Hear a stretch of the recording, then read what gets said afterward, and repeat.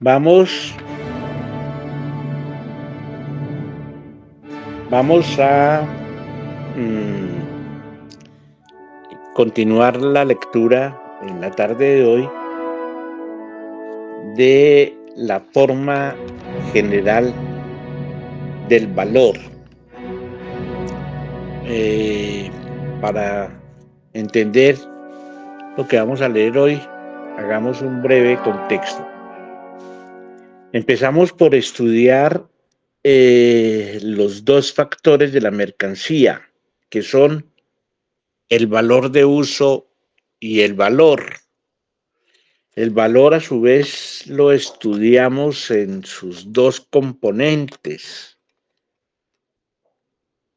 o subfactores, la substancia del valor y la magnitud de valor.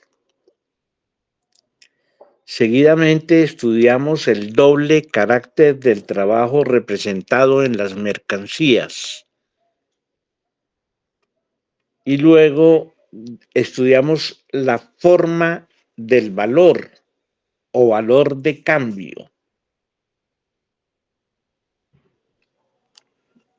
¿Qué es el valor de cambio? Solo se presentan, dice Marx, como si fueran mercancías.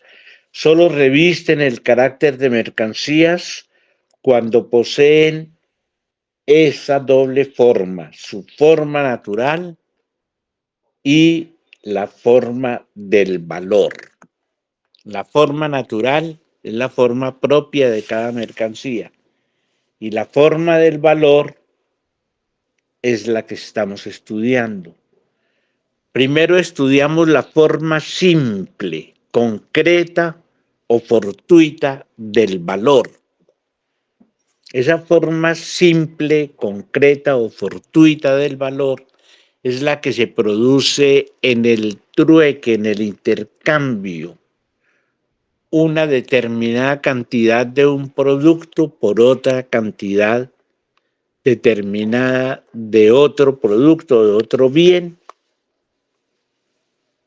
son la forma simple, concreta o fortuita del valor. Alguien lleva un objeto al mercado, un sombrero que tejió, que obtuvo de alguna manera, y en el mercado y necesita un frasco de miel, y en el mercado encuentra una persona que le dice, yo necesito también un sombrero y me sobra un frasco de miel, así que por eso lo llama fortuito, la forma simple, concreta o fortuita del valor. ¿Cuánto vale ese sombrero? ¿Qué lleva ahí? Llevo un pote de miel, listo, me sirve. Entonces se hace el cambio en ese momento, es la forma simple, el trueque, concreta o fortuita del valor. Esa forma simple, Marx en el primer capítulo la analiza desde dos perspectivas, como la forma relativa y la forma equivalencial. El que propone, llevo este sombrero, ¿qué me da por él? Ese es la forma relativa. Y el otro, la forma equivalencial. Enseguida estudiamos, Marx enuncia los dos polos de la expresión de la forma relativa y la forma equivalencial. Después nos adentramos en la comprensión de la forma relativa del valor. En particular, forma relativa, forma equivalencial. Vamos a estudiar la forma relativa, la leímos la semana pasada. Estudiamos el contenido de la forma relativa del valor. ¿Qué es lo que debe contener una mercancía para que sirva para que se pueda cambiar por otra? qué es lo que debe contener esa mercancía. Esa es la forma relativa. Y también estudiamos la determinabilidad cuantitativa de la forma relativa del valor. La forma relativa permite la cuantificación, cómo se determina la cantidad de una mercancía que pueda ser intercambiada por otra. Marx enuncia 4 posibilidades. Estamos hablando de las mercancías, forma relativa y forma equivalencial, ¿no? En la primera determinación cuantitativa es cuando varía el valor de una mercancía de A, mientras B, el valor de la mercancía B, sigue igual. En el segundo caso, no varía el valor de A, pero sí varía el valor de B. En el tercer caso, las cantidades de trabajo necesario varían en el mismo sentido y en la misma proporción. Y en cuarto lugar, las cantidades de trabajo necesario varían al mismo tiempo, en el mismo sentido y en grado o proporción diferentes. Esta parte que es ardua de entender, hay que seguirle cuidadosamente el trámite a los términos, a las palabras, a los enunciados, concluyen que finalmente no es necesario que los cambios simultáneos experimentados por la magnitud de valor de las mercancías coincidan con las que afectan a la expresión relativa de esa magnitud de valor. Lo repito,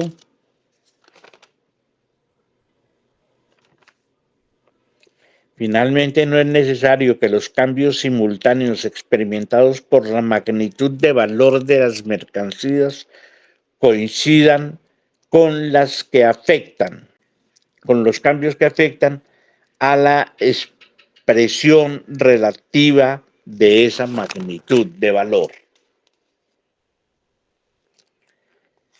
Después de estudiar la forma relativa, estudiamos la forma equivalencial y leímos la forma simple del valor vista en conjunto.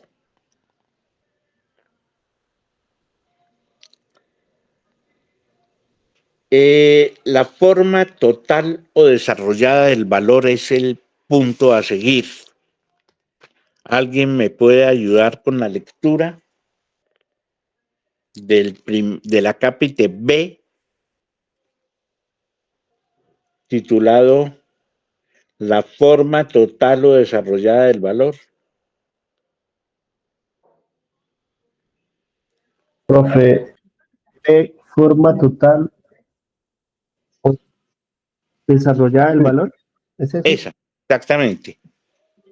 Z mercancía A igual, ¿sí se lee así? Sí, Z mercancía A igual U mercancía B, coma, O igual a B mercancía C, coma, O igual W mercancía D, coma, O igual X mercancía E, etcétera.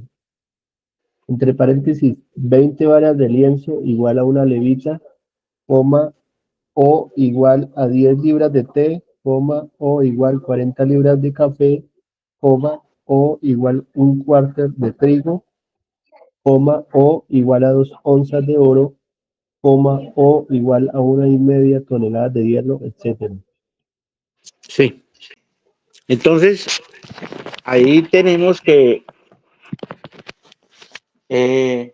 La forma total o desarrollada consiste ya no en estudiar la mercancía desde el punto de vista del trueque, sino en el caso en el que un mismo objeto puede intercambiarse en un determinado momento por otros objetos, una serie de objetos independientes entre sí.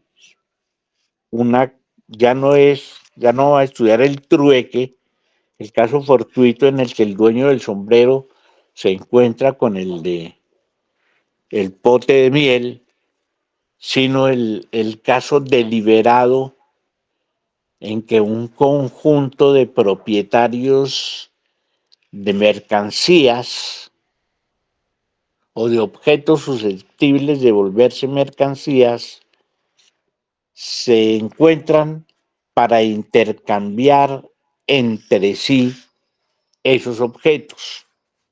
Entonces, el que tiene sombreros lleva sus sombreros para intercambiarlos por los que objetos que él necesite, no solo por miel. Ya no va a cambiar solo levitas por chaquetas o levitas por paño, ni sombreros por miel, sino que va a cambiar sombrero por miel, por maíz, por otros objetos, por diversos objetos. La primera es la forma simple, la segunda es la forma total o desarrollada del valor. Entonces vamos a leer el acápite correspondiente a la forma relativa de valor desarrollado. Acordémonos que toda forma de valor tiene todo valor tiene dos formas, que son forma relativa y forma equivalencial. ¿De acuerdo? Sí. Hagamos el esquema. En el intercambio simple, en el trueque, hay una forma simple y una forma equivalencial. Ya las hemos leído cuál es la forma simple y cuál es la forma relativa y cuál es la forma equivalencial. Ahora vamos a estudiar no el intercambio simple, el trueque, sino la forma total o desarrollada de valor. Es cuando una mercancía equivale a varias distintas mercancías entre sí. Ese es el intercambio, donde hay muchos trueques simultáneamente, mejor dicho, donde ya no lleva un sombrero para cambiarlo por miel, sino 20 sombreros para vender en el mercado, intercambiarlo con diferentes productos. En eso debe haber una mercancía que es la relativa y otra que es la equivalencial, en cómo funciona eso de la forma relativa y de la forma equivalencial en el intercambio, en la forma total o desarrollada del valor. La forma relativa, vamos a estudiarla ahora. El valor de una mercancía, del lienzo, por ejemplo, se expresa ahora en otros elementos innumerables del mundo de las mercancías. Ahí viene la nota 26, ¿es? Sí. Por eso se habla del valor del lienzo en levitas cuando su valor se representa en estas prendas, de su valor en trigo cuando se representa en trigo, etc. Estas expresiones indican que es su valor el que toma cuerpo en los valores de uso levita, trigo, etcétera. Siempre debemos mantener atento la mirada en forma relativa y forma equivalencial. El valor de las mercancías del lienzo ya lo leímos. Aquí es donde se ve claramente cómo este valor no es más que la cristalización de trabajo humano indistinto. En efecto, el trabajo creador de valor se representa ahora explícitamente como un trabajo equiparable a todo otro trabajo humano, cualquiera que sea la forma natural que revista, ya se materialice por tanto en levitas o en trigo, en hierro o en oro, etcétera. Como se ve, su forma de valor pone ahora al lienzo en relación. Por eso se llama forma relativa, porque pone en relación ya no con una determinada clase de mercancías, sino con el mundo de las mercancías en general. Considerado como mercancía, el lienzo adquiere carta de ciudadanía dentro de este mundo. Al mismo tiempo, la serie infinita de sus expresiones indica que al valor de las mercancías le es indiferente la forma específica de valor de uso que pueda revestir. En la primera forma, o sea, 20 varas de lienzo igual una levita, el que estas dos mercancías sean susceptibles de cambiarse en una determinada proporción cuantitativa puede ser un hecho puramente casual.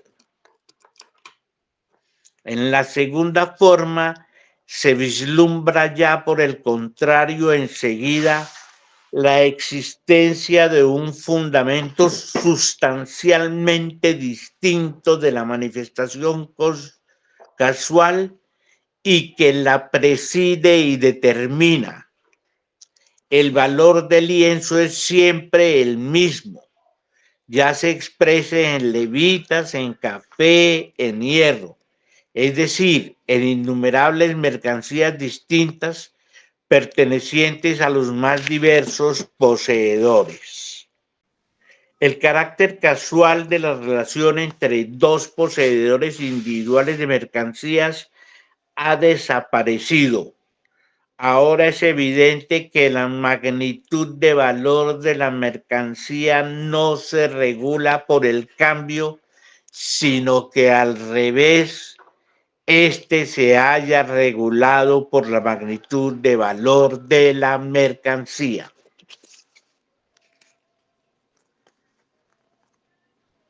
¿Es claro ese párrafo?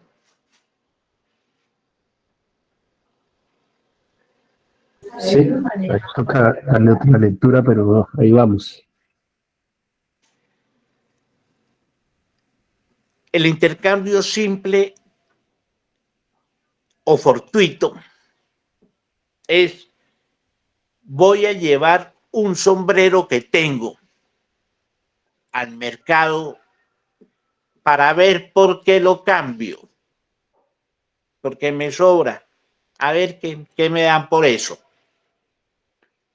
De pronto encuentra a alguien al que le interesa un sombrero y dice: yo le doy 50,000 pesos por ese sombrero, o le doy, mejor pongámoslo en otros términos, le doy una botella de aguardiente por ese sombrero. ¿De acuerdo? Ese es un intercambio simple. ¿Cuál es el precio del sombrero? El sombrero en este momento juega como forma relativa de valor. ¿Cuánto vale ese sombrero? La forma equivalencial es lo que te pagan, lo que te dan finalmente por ese sombrero. ¿Cuánto paga por ese sombrero? Forma relativa. Forma equivalencial. Una botella de aguardiente, 50.000 pesos o cualquier otra cosa que casualmente se dé en ese momento. ¿De acuerdo? Esa es la forma simple. Lo que nos dice en esta parte Marx. Pero, profe Carlos, perdón, tengo una pregunta ahí. ¿Sí? ¿Sería, Dime. sería erróneo considerar que precio y valor es lo mismo? Claro que sí. Ya lo veremos más adelante. Por el momento, atengámonos a que sí, precio y valor no siempre son lo mismo. El precio es por una parte, el precio es la expresión monetaria. Es una expresión monetaria. El precio siempre se refiere a dinero. El valor no necesariamente se refiere a dinero. Mejor, el dinero, eso lo vamos a ver enseguida. El dinero es una forma de expresión del valor. ¿Ya? Y el precio es una forma de expresión del dinero, más o menos. Bueno, no me quiero enredar ahora. Andrés, profe. Se podría decir que el valor es un atributo y el precio es una forma monetaria en la que se expresa ese atributo. Sí, el precio es una forma en que se expresa ese atributo. Ya terminamos esta parte y vamos a pasar a la parte donde Marx explica cómo el valor adquiere la forma dinero. Hasta este momento, en este momento estamos investigando solo unas formas básicas de manifestación del valor, cómo se expresa el valor. Entonces estamos estudiando la forma simple de expresión del valor, que es el trueque o el cambio. Un sombrero vale lo que usted me dio en ese momento y ya, listo. Y la forma total es, lo que está diciendo Marx acá en este momento es la diferencia entre la forma simple y la forma total del valor, o la forma desarrollada es que... Profe Carlos, es que mi pregunta es por algo que he visto en la cotidianidad. Y es que cuando una persona, por ejemplo, va a una tienda, generalmente aquí en este país pregunta, disculpe, ¿qué vale este producto? Pues yo entiendo que la muchacha o el muchacho o el señor que está vendiendo no va a dar la respuesta en términos del valor, sino en términos del precio. Sí, Yo pienso que lo correcto sería preguntar qué precio tiene este producto y no qué, sí, no qué vale. sí, sí, sí, estás en lo cierto, es correcto. Sí, es un dilema que se ha planteado desde hace rato. Hay un verso de Antonio Machado que dice, todo necio confunde valor y precio. Sí. Hay cosas que no tienen valor, pero tienen precio, y hay cosas que tienen precio, pero no tienen valor. En fin, eso lo vamos a ver, repito, con más precisión unas páginas adelante. ¿Sí? Y sí, yo incurrí hace un momento en el doble, en ese uso, ¿no?, del precio o el valor. Pero lo que les quiero llamar la atención es sobre lo siguiente, sobre la actitud del personaje del sombrero, que tiene el sombrero y dice, voy a la calle a ver qué hago con ese berraco sombrero. De pronto consigue una botella de aguardiente. El valor relativo en ese trueque del sombrero fue una botella de aguardiente. Eso no es permanente, eso es casual, eso fue porque se dio. Eso no quiere decir que el tipo ahora saca 20 sombreros y va a recibir 20 botellas de aguardiente. No. Cuando él va a sacar los 20 sombreros, ya les tiene un precio en la cabeza o un valor. Ese valor ya él se lo representa. Estos 20 sombreros tienen que darme una botella de aguardiente, maíz, porque yo no solo voy a consumir aguardiente. Tengo 20 sombreros. Entonces, repito, ese que es el intercambio total, dice, el carácter casual de la relación entre dos poseedores individuales de mercancías, es decir, entre el poseedor del sombrero y el poseedor del pote de miel, ese carácter casual de esa relación, que es una casualidad, o por el aguardiente fue una casualidad, desaparece en el intercambio total. Ahora la magnitud de valor, lo que vale esa mercancía, no se regula por el cambio. No es que el sombrero valga lo que me dé en el cambio, sino que al revés, el cambio se haya regulado por la magnitud de valor de la mercancía. Ya no es voy a ver cuánto me dan por este sombrero, sino que lleva en la cabeza cada uno de estos sombreros vale 100 pesos o 100.000 pesos, porque consumí tanto tiempo en ellos, porque es tanto tal. Yo me voy con la intención de vender. Entonces ahí el cambio está determinado, regulado por la magnitud de valor de la mercancía. No, en ese mercado no va a haber 10 compradores para ese sombrero, no voy a llevar sino 5. ¿Comprenden? Ahí hay un cambio sutil, pero que es muy importante entre la forma simple de intercambio y la forma total o desarrollada de intercambio.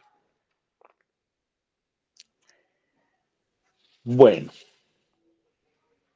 entonces hemos leído la forma relativa del valor desarrollado. La forma relativa, ¿qué significa?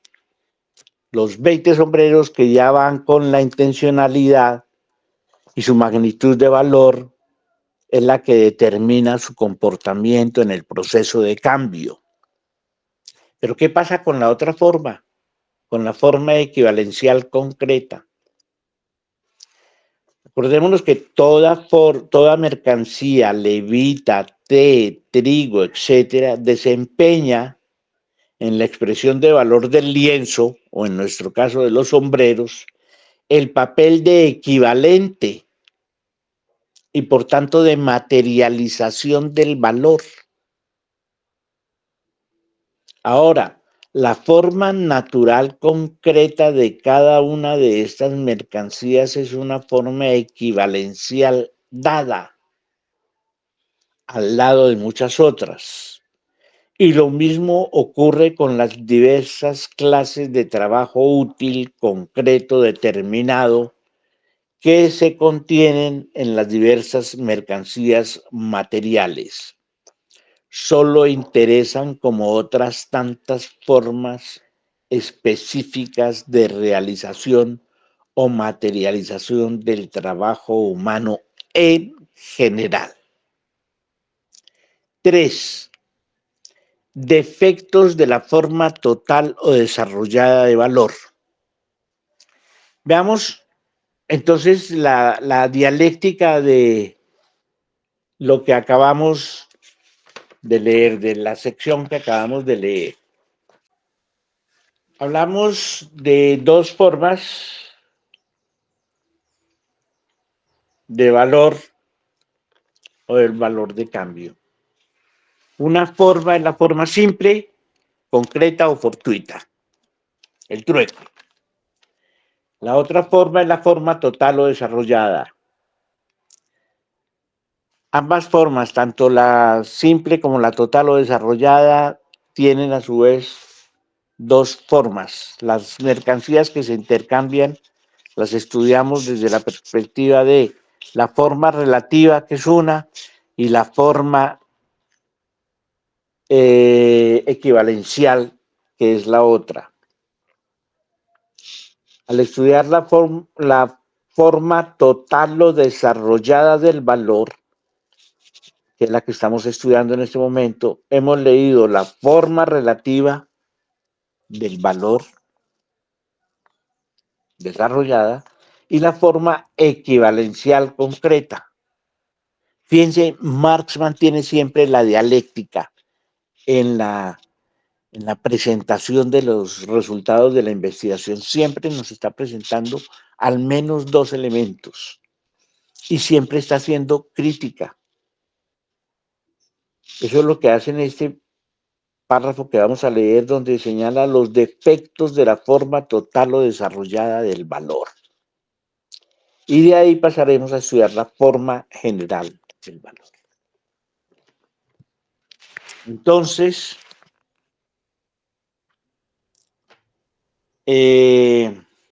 los defectos de la forma total o desarrollada del valor. En primer lugar, la expresión relativa del valor de la mercancía es siempre incompleta, pues la serie en que toma cuerpo no se acaba nunca. La cadena en que cada ecuación de valor se articula con las otras puede alargarse constantemente, empalmándose a ella nuevas y nuevas clases de mercancías que suministran los materiales para nuevas y nuevas expresiones de valor. Esto quiere decir, usted puede hacer una producción grande de sombreros, pero la producción de otras mercancías diferentes a los sombreros, para que usted pueda cambiar sus sombreros por cualquier clase de mercancía que se le ocurra, es incesante. Siempre están apareciendo nuevas y nuevas y nuevas mercancías y nuevas formas que puede usted finalmente intercambiar con sus sombreros si adquiere, si maneja las cantidades adecuadas de sombreros frente a esas mercancías que están surgiendo. Eso es lo que significa la expresión relativa del valor de las mercancías es siempre incompleta, pues la serie en que toma cuerpo no se acaba nunca. La cadena en que cada ecuación de valor se articula con las otras puede alargarse constantemente, empalmándose a ella nuevas y nuevas clases de mercancías que suministran los materiales para nuevas y nuevas expresiones de valor. En segundo lugar, ante nosotros se despliega un mosaico abigarrado de expresiones de valor dispares y distintas. Y finalmente, si el valor relativo de toda mercancía se expresa como necesariamente tiene que expresarse en esta forma desarrollada, la forma relativa del valor de cada mercancía se representa por una serie infinita de expresiones de valor distintas de la forma relativa de valor de cualquier otra mercancía. Los defectos de la forma relativa del valor desarrollada se reflejan a su vez en la correspondiente forma equivalencial. Como aquí la forma natural de cada clase concreta de mercancías es una forma equivalencial determinada al lado de otras innumerables, solo existen formas equivalenciales restringidas, cada una de las cuales excluye a las demás. Y lo mismo ocurre con la clase de trabajo útil, concreto, determinado, que se contiene en cada equivalente especial de mercancías, solo en una forma especial y por tanto incompleta del trabajo humano. Claro está que éste tiene su forma total o completa de manifestarse en el conjunto de todas aquellas formas específicas, pero no posee una forma única y completa en que se nos revele. Sin embargo, la forma relativa del valor desarrollada solo consiste en una suma de expresiones o igualdades relativas y simples de valor de la primera forma, tales como 20 varas de lienzo igual a una levita, 20 varas de lienzo, 10 libras de té, etcétera, etcétera, etcétera. Pero a su vez, cada una de estas ecuaciones encierra, volviéndola del revés, otra ecuación idéntica. Es decir, una levita igual a 20 varas de lienzo, 10 libras de té igual a 20 varas de lienzo, tal cosa igual a 20 varas de lienzo. En efecto, si una persona cambia su lienzo por muchas otras mercancías, expresando por tanto el valor de aquella en toda una serie de mercancías distintas, es lógico que todos los demás poseedores de mercancías cambien estas por lienzo y que por tanto expresen en la misma tercera mercancía, en lienzo, el valor de todas las suyas, por diversas que ellas sean.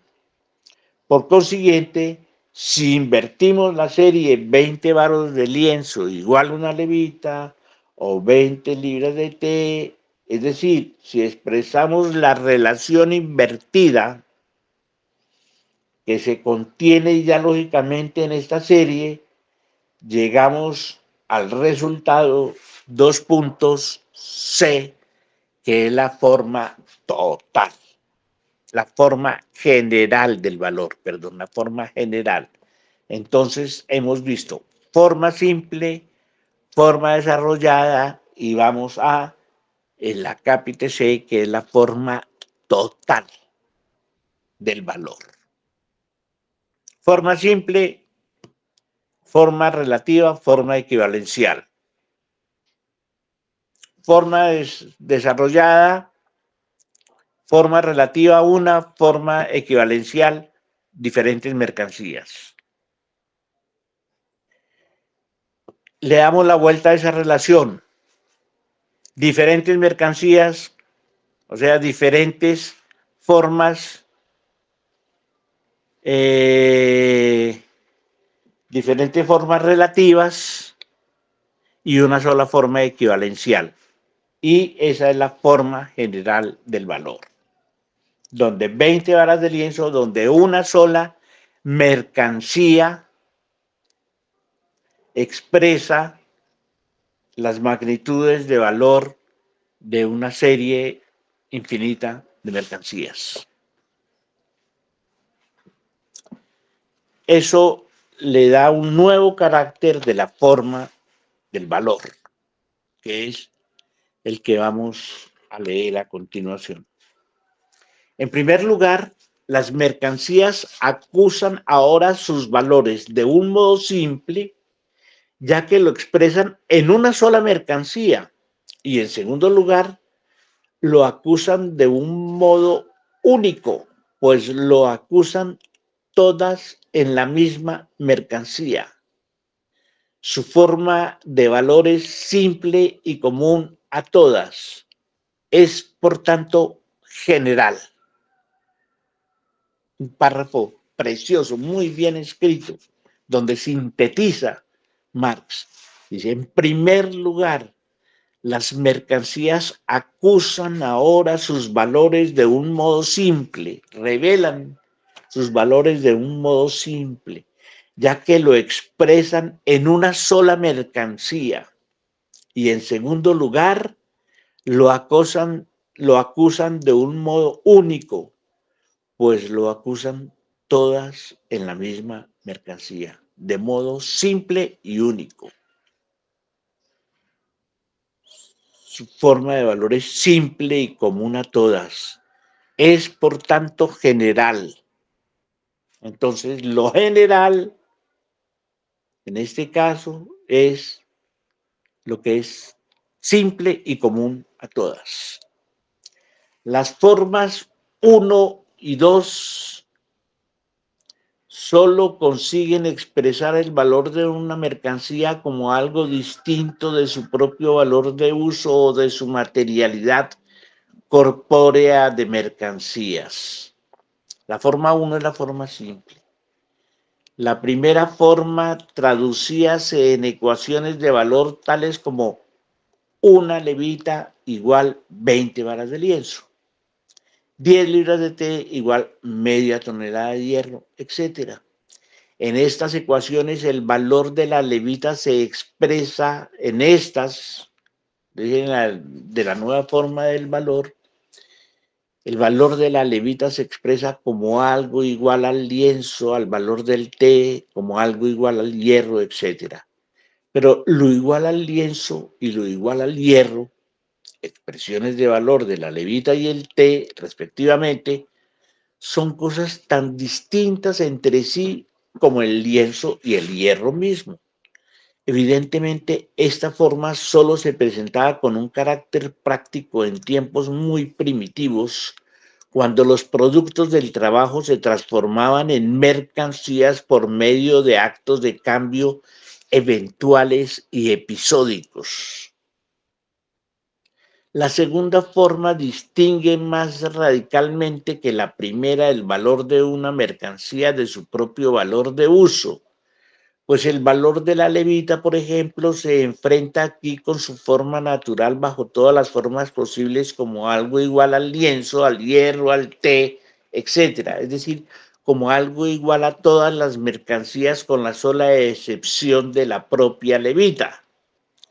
Pero por otra parte, esta forma excluye directamente toda expresión común de valor de las mercancías, pues es la expresión de valor de cada una de estas. Las demás se reducen todas a la forma de equivalentes.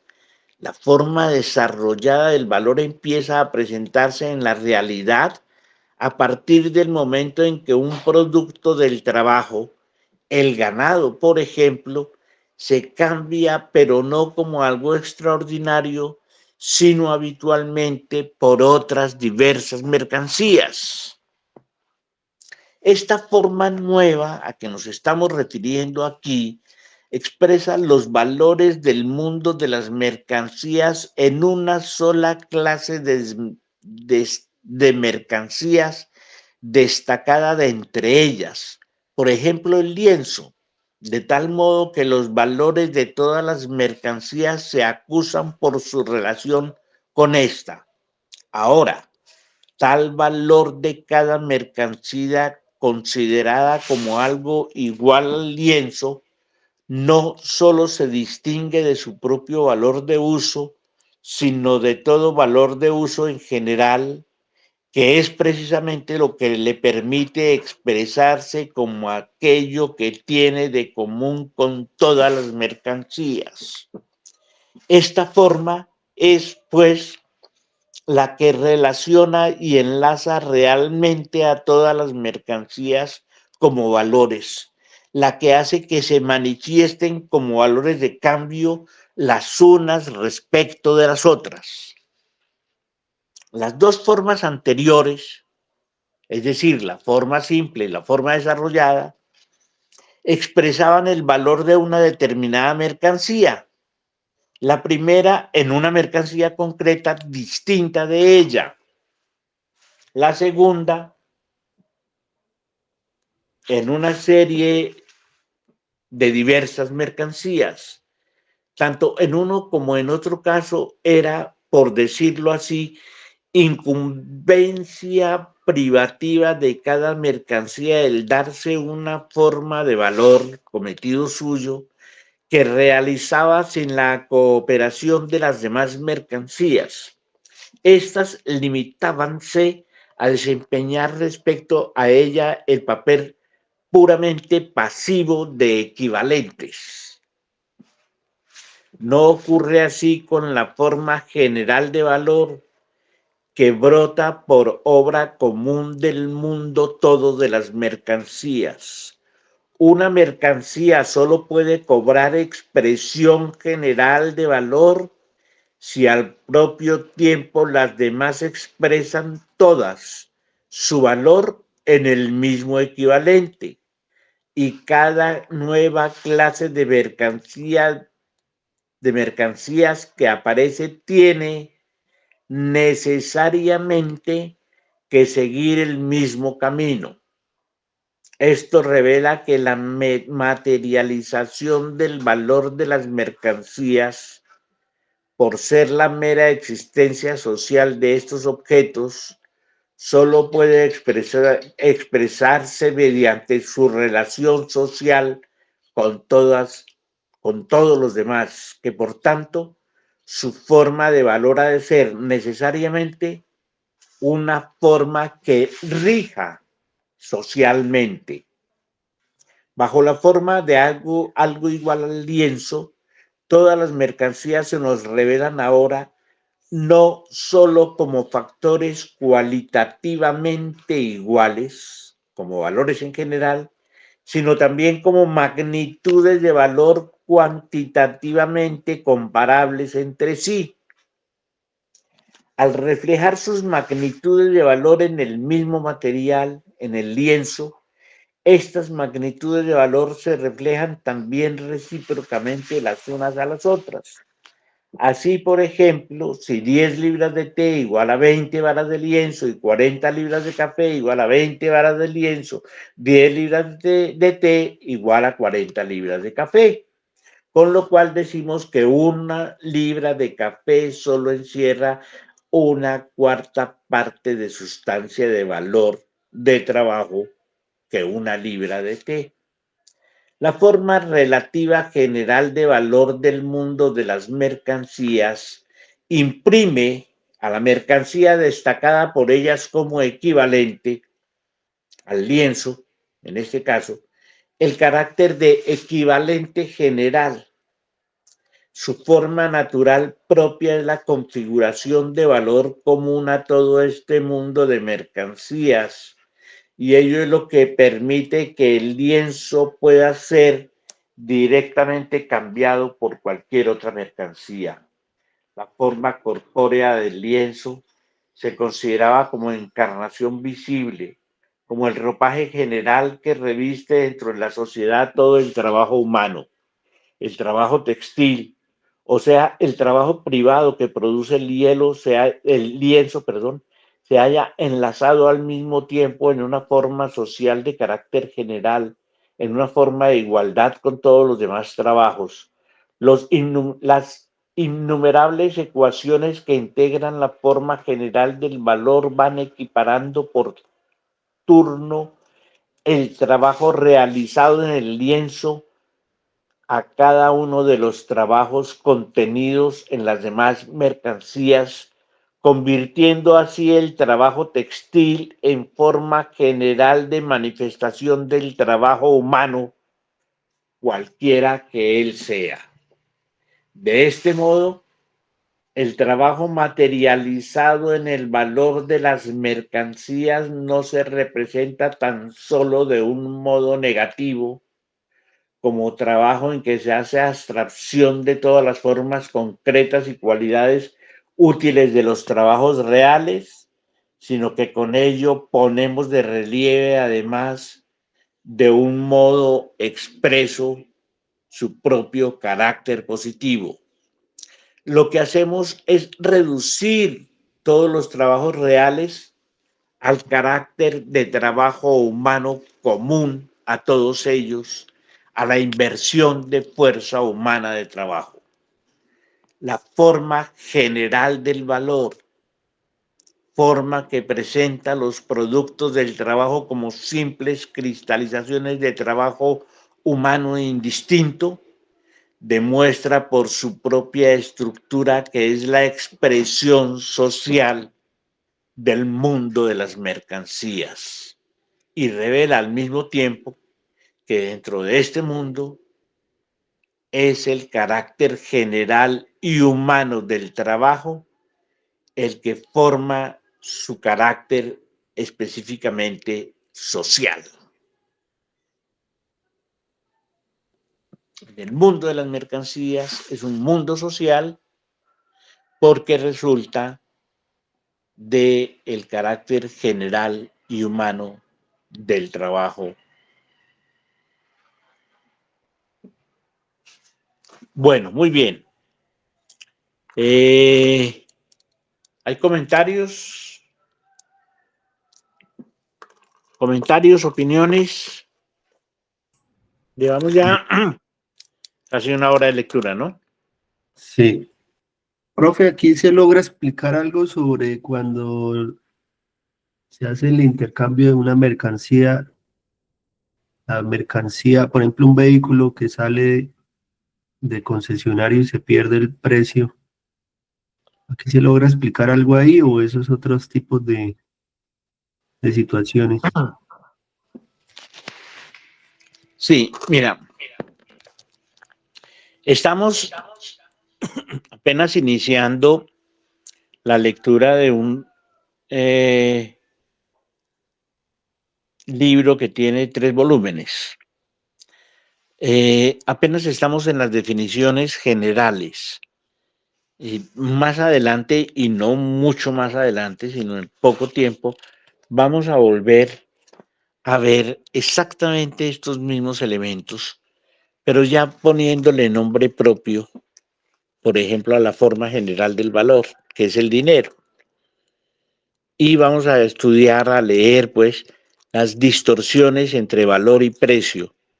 No siempre el precio corresponde al valor, ni el valor al precio. Ya les digo, de seguir a este ritmo, en un par de semanas estamos ya tocando esos temas y vamos a profundizar ahí. El capítulo 5, por ejemplo, nos va a ayudar a resolver muchas de las preguntas que podamos hacernos en este momento. Pero, ¿qué ocurre con el precio de los carros cuando salen ya a la calle y se venden por segunda vez? ¿Es a eso a lo que te refieres? Compras a un precio en el concesionario y sale del concesionario y ya en el mercado vale menos. Sí, casi que a la hora de estar por fuera ya pierde su precio, ¿no? Sí. Lo primero que se me ocurre es que hay una contradicción muy fuerte. El concesionario se supone que tiene más carros que el que compró uno solo. Quiero decir, él es el dueño de la oferta.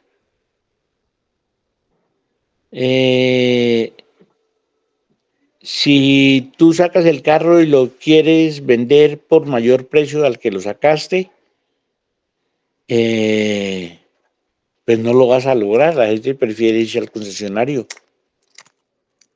Está nuevo, no ha sido usado y ni una hora, ni 15 minutos, nada. Sale con los papeles a su nombre y tal. Prefiere. O sea, no puedes venderlo por igual precio ni por mayor. Tienes necesariamente que venderlo por debajo. Y si lo estás vendiendo, si tú lo estás vendiendo, estás en el caso del sombrero. ¿Cuánto me da? No eres tú quien fija el precio, es el comprador. Es el tema de la iniciativa, ¿no? ¿Quién tiene la iniciativa? Cuando tú vas al concesionario, vas dispuesto a aceptar el precio del concesionario. Lo conoces seguramente, o lo has calculado, lo tienes previsto, si tienes realmente intención de compra. Sabes cuánto tienes en el banco, más o menos cuánto puede costar el carro, y vas y allá te dan un precio que no es negociable. Si quieres conseguirlo a más bajo precio, pues no vas al concesionario. Buscas en los avisos, etcétera, quién vende ese mismo carro con un poco de uso, y ahí, pero tú eres el de la iniciativa, el que sale a buscar. ¿Me explico? Tú eres el que tiene la necesidad de comprar o de vender. Si compras y a la hora lo pones en venta, eh, pues tienes que someterte a unas nuevas condiciones de mercado. Te repito, la primera es que no vas a vender, difícilmente vas a vender por un valor igual, en Sí, condiciones normales, digamos, ¿sí? sí, profe Carlos, es que yo pienso que eso está en relación con otra pregunta, que eso tal vez lo resolveremos más adelante, el mismo texto nos irá dando algunos elementos, porque allí podríamos establecer un contraste, por ejemplo, con respecto a los terrenos. ¿Cómo entender, por ejemplo, que yo compro un terreno al día de hoy a un precio y en lugar de depreciarse, como ocurre con un vehículo, el mantenimiento de esa propiedad en el tiempo, de ese terreno, lo que va a llevar es al incremento? Pues allí, bueno, yo pensaría que hay un contraste en relación con lo que algunos llaman la valorización de las mercancías, es decir, cómo en esa fluctuación, en ese intercambio, generalmente hay unas que terminan depreciando su precio y otras que por el contrario pareciera que lo aumentan. Sí, mira, a propósito de la propiedad predial, los invito a escuchar nuevamente a David Harvey, 17 contradicciones y el fin del capitalismo. Yo ahora enseguida les mando el enlace. Él explica varios factores que apuntan a lo que tú señalas, compañero Manuel, sobre el precio de la tierra. ¿Mm? Por lo general, sube, crece su valor sin que haya que hacer un mayor esfuerzo sobre ese terreno.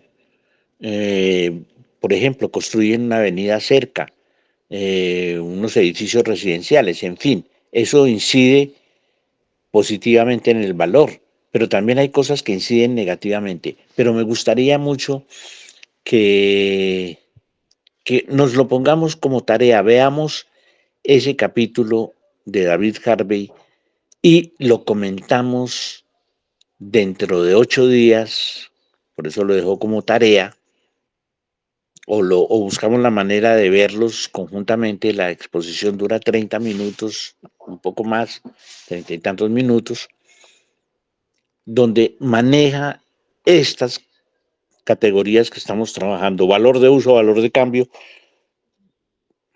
forma relativa, forma equivalencial, referida directamente al tema de la crisis inmobiliaria del mercado de vivienda, y hace un repaso histórico muy interesante.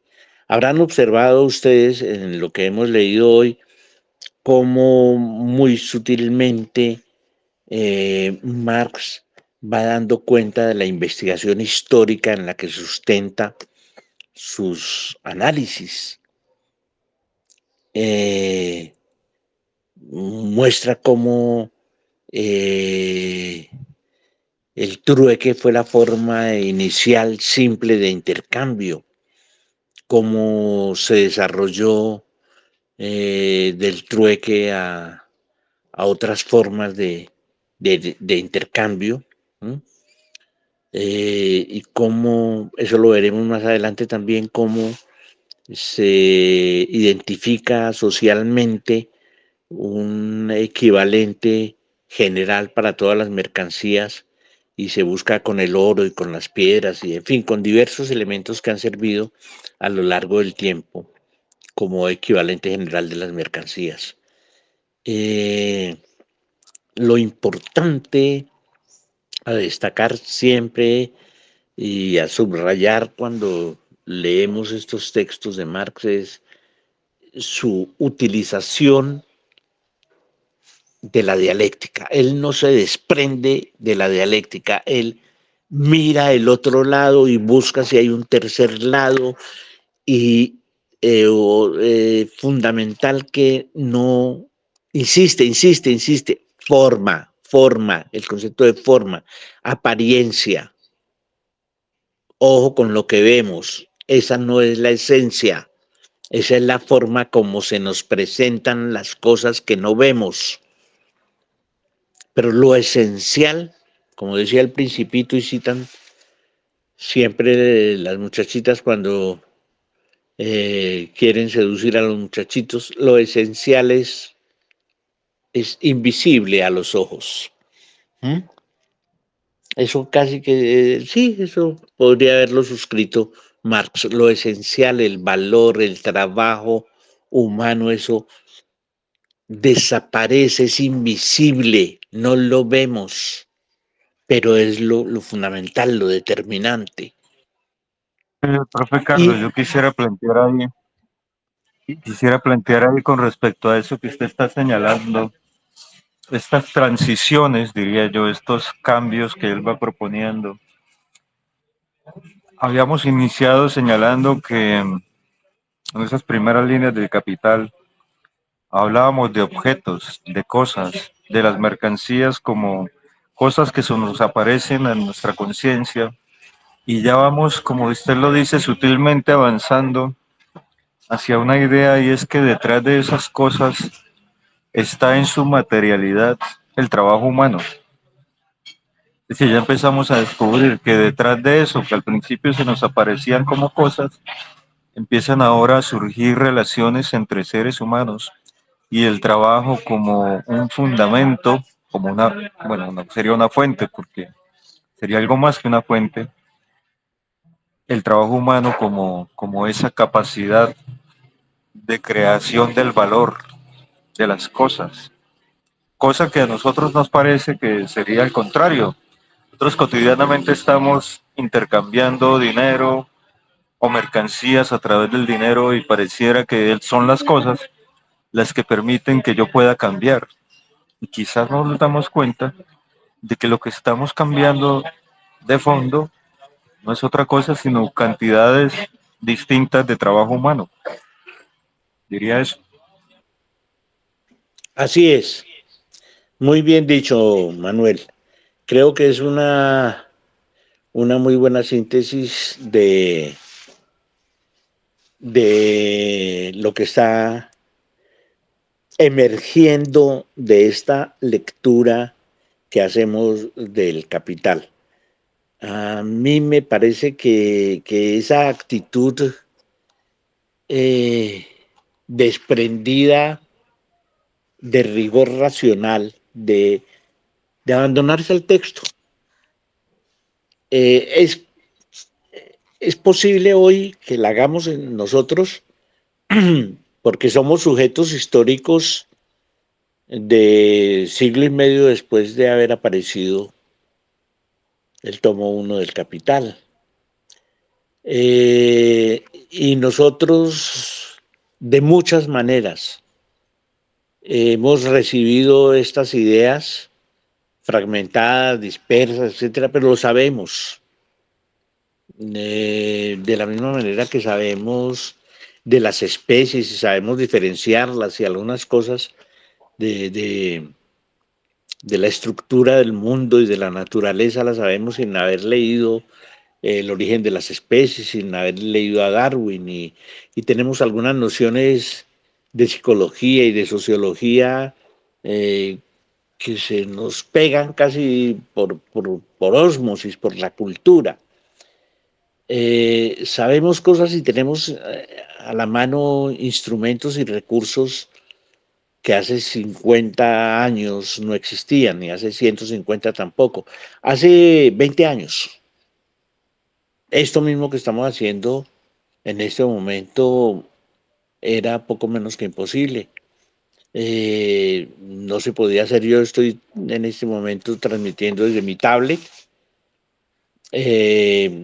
Ustedes tendrán sus teléfonos celulares, pero hace 20 años se podía hacer de pronto, pero en computador.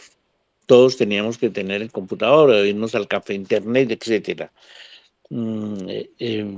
La cobertura de las redes móviles era inimaginable hace 20 años. Hace 20 años yo estaba escribiendo, haciendo una investigación, terminando una investigación.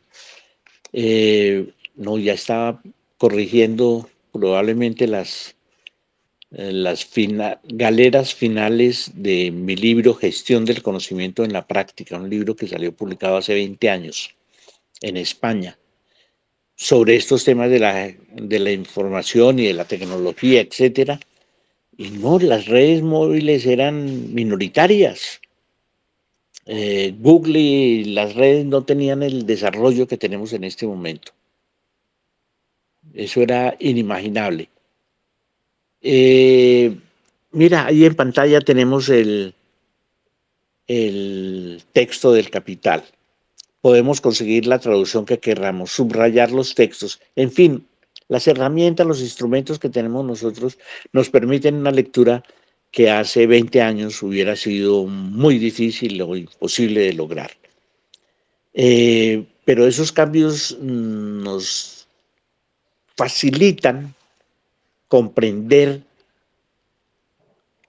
esto que estamos haciendo, este ejercicio que estamos haciendo, que es la lectura de las definiciones básicas. No estamos sino en la entrada. Marx apenas nos está diciendo, mire, esto es lo que vamos a estudiar. Y lo que vamos a estudiar tiene estos componentes. Estos son los factores, estos son los elementos, este es el carácter. Y bla, bla, bla.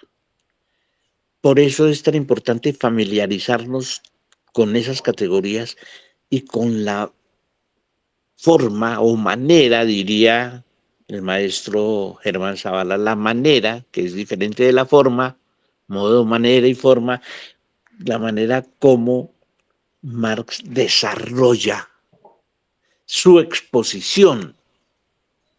Es la exposición de una investigación. La investigación tuvo otras dinámicas muy complejas en las que influyeron factores externos, la enfermedad, la salud, la situación económica de Marx. Pero bueno, ahí tenemos este trabajo magnífico y leer las nociones básicas con con estas ventajas que tenemos en este momento, pues es refrescante. A mí por lo menos me parece grato ejercicio de sábado en la tarde. Me gustaría escucharlos más. Si quieren plantear otro tema, me gustaría que conversáramos un poco cómo ven ustedes eh, el tema de Trump, Ucrania, Putin.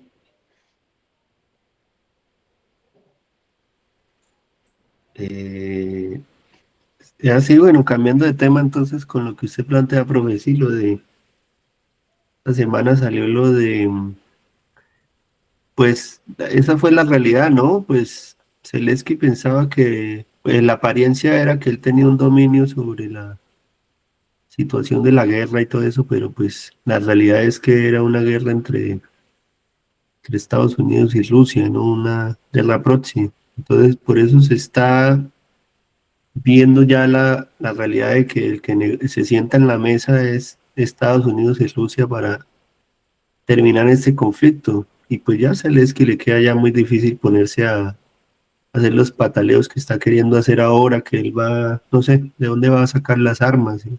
Inclusive ya le pasaron la cuenta de cobro a Ucrania, que quién sabe cómo va a pagar una cuenta de cobro de 500.000 millones de dólares, que eso es increíble, un dinero increíble. Sí, Argentina está, mejor dicho, agotada por una deuda ahí si no estoy mal, Macri se endeudó como por 50.000 millones de dólares, algo así, y está, mejor dicho, en la inmunda. Ahora como era Ucrania con esa cuenta ahí por pagar, ¿no?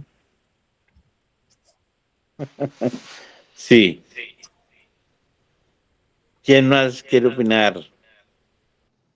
Sí, profe Carlos, yo plantearía lo siguiente. Resulta que revisando algunos datos históricos, me encuentro que durante la existencia de la Unión Soviética y de China, estas dos sociedades que le apostaban a un proceso de transformación, a la salida de un modo de producción para ingresar a otro, pues gran parte de esa historia del siglo XX entre estas dos potencias pasó también por muchas contradicciones entre ellas, incluso divisiones, separaciones. Hubo momentos donde China incluso estuvo pensando en que la Unión Soviética podía atacarla. Yo me pregunto ahora si eso no habrá sido parte de una estrategia en ese momento de dividir a esas dos potencias para que no pudiesen coincidir en sus proyectos.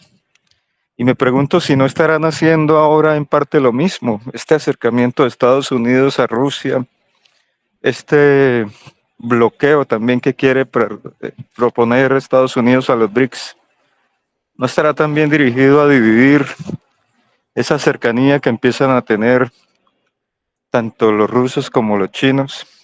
Ahora parte de esta idea según la cual para triunfar hay que dividir a los enemigos. Es la pregunta. Gracias. Sí, muy bien. Mira, paradojas de la historia, ¿no? Rusia, Putin es comunista, fue comunista, pero no es comunista.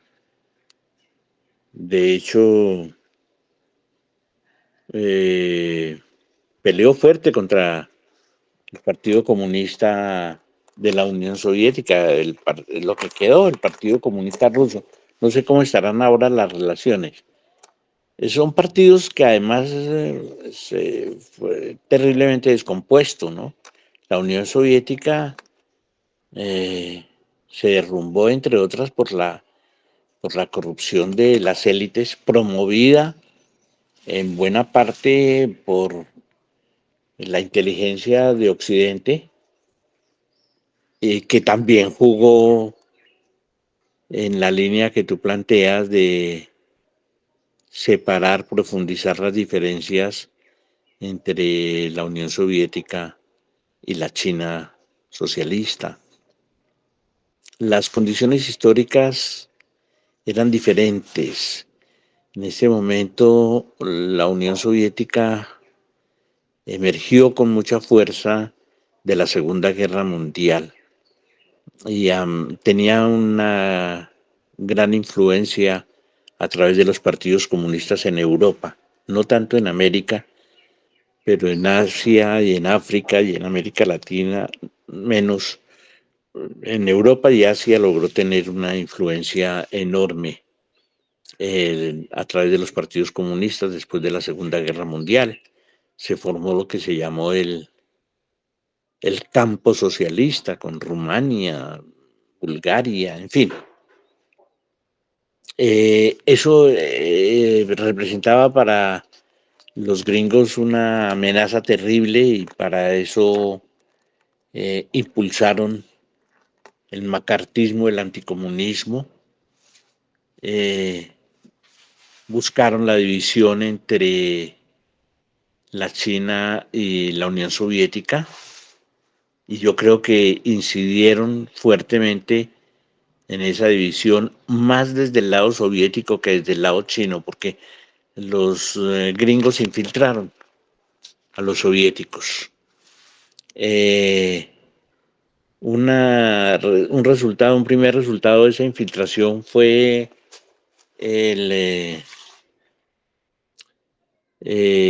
que se da fundamentalmente en la Guerra Fría.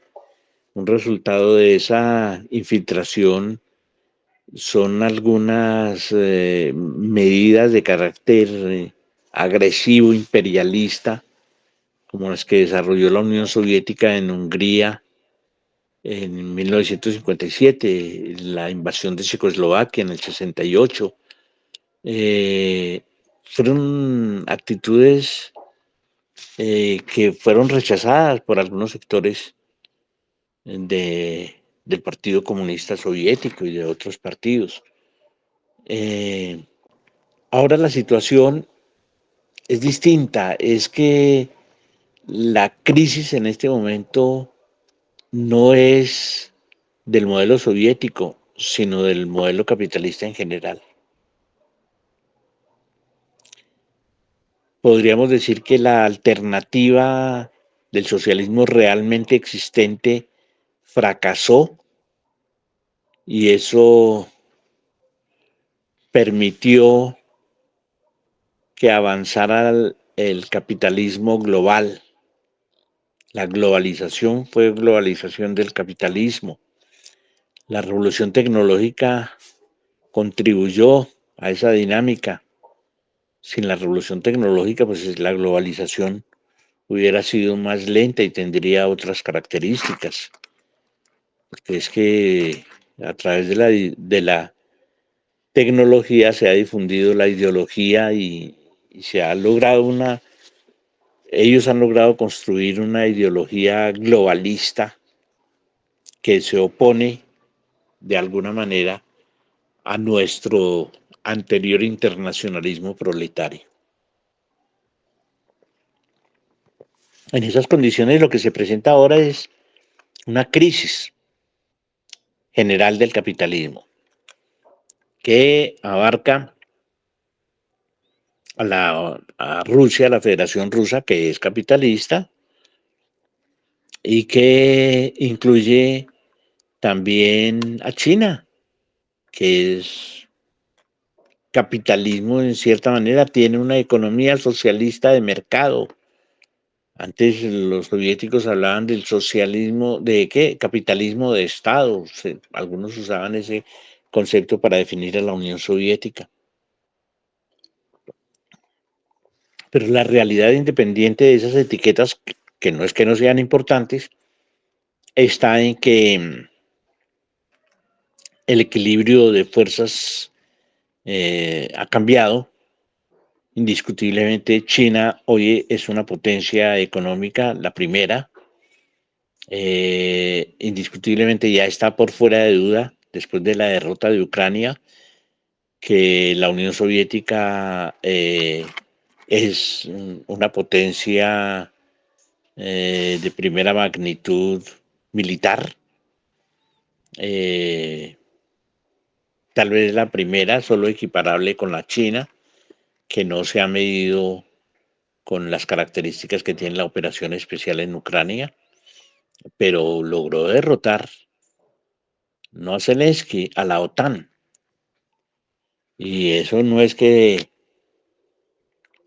los Estados Unidos fueron engañados por Zelensky, como dice Trump. Trump, eso es lo que dice. Zelensky nos convenció para meternos en la guerra y nosotros de huevones le creímos y le dimos 500 mil millones de dólares a ese pendejo que es un payaso, bueno para nada, y ahora terminó de dictador porque ni siquiera fue capaz de hacerse reelegir. Devuélvanos la plata. Claro, es Trump, completico, tal cual es un mercachifle. Ese, le compro Groenlandia, véndame tal vaina, ¿no? Ese compra todo y soborna, compra mujeres, cuerpos, reinados, canales de televisión, islas, presidencias, compra todo, es típico capitalista, todo lo reduce a dinero. Lo que busca es que Zelensky le diga, no, mire, no tengo esa plata, pero quédese con esas tierras. Pero cada vez eso es menos posible porque Putin está avanzando. Los rusos están avanzando y se están tomando las claves, los territorios claves. A Rusia no le interesa tomarse Ucrania en su totalidad. Si le interesara, se la podría tomar sin ningún inconveniente en este momento. Eso le representaría más ganancia que desgaste. Pero Rusia en este momento está indefectiblemente unida con la China. Son pueblos que tienen unas características diferentes, son sistemas que se fortalecen como alternativas al capitalismo norteamericano y dan muestras reales de querer trabajar y de hacer las cosas en común. La primera demostración de ese espíritu de trabajo en común son los BRICS. Ahí están. Y es muy difícil que alguna de esas dos potencias pretenda romper BRICS para pelear con la otra. No son insensatos.